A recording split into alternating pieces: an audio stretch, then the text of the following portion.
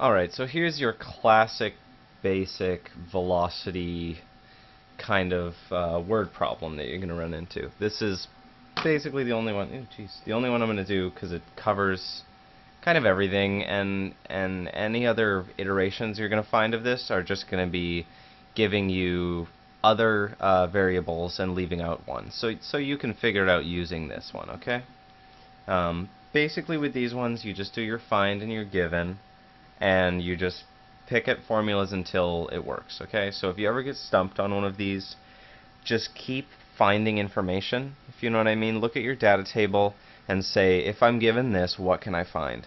It may not directly give you your answer, but finding additional information using formulas is the key to solving these. Sometimes it may take 2 steps, 3 steps, 4 steps, but you'll get there eventually.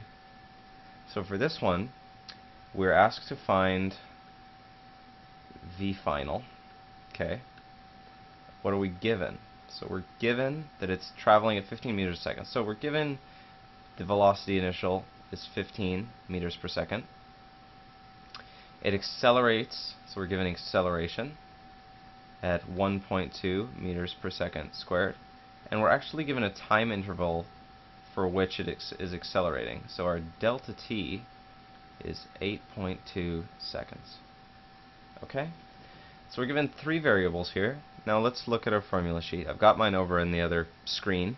But we're not going to use anything with average acceleration. I'm looking kind of, average velocity. I'm looking kind of for things that have acceleration in them. All of my acceleration ones have a delta v. The delta v is broken up into vf and vi.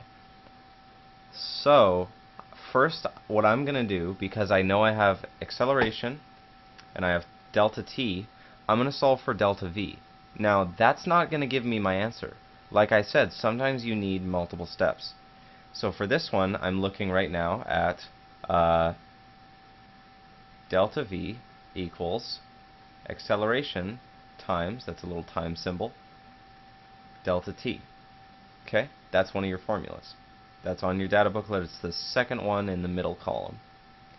So delta v equals, let's substitute in our data, 1.2 meters per second squared times 8.2 seconds. Now I'm going to run this through the Google calculator. Should have put 8.2.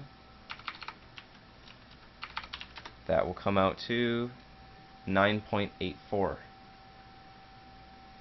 Okay, so it's, what this means is our change in velocity, ooh, that's icky. There we go. Our change in velocity is 9.84 meters per second positively.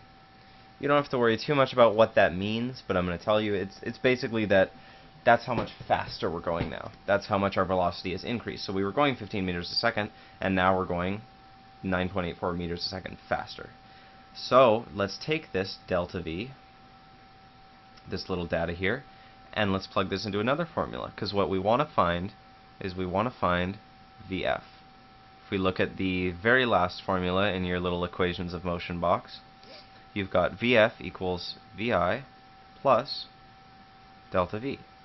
So let's put in what we have. vi is 15 meters per second plus 9.84 meters per second, and that's going to equal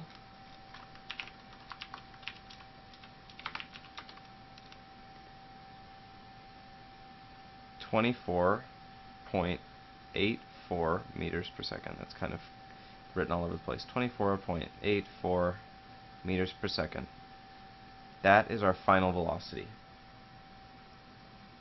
And that's how you do it. So, like I said, sometimes you need multiple steps, sometimes you just need one. Sometimes they'll give you delta v and delta t and ask you for acceleration. Something like that is just a one step. But a lot of the ones, if you have to break it into, if it's a delta, and they ask you for one piece of the delta, like this or this, a lot of the times you're going to have to break that up into 2 different steps. But you can do it. It's not very hard. You're smart enough. You can do it. I swear.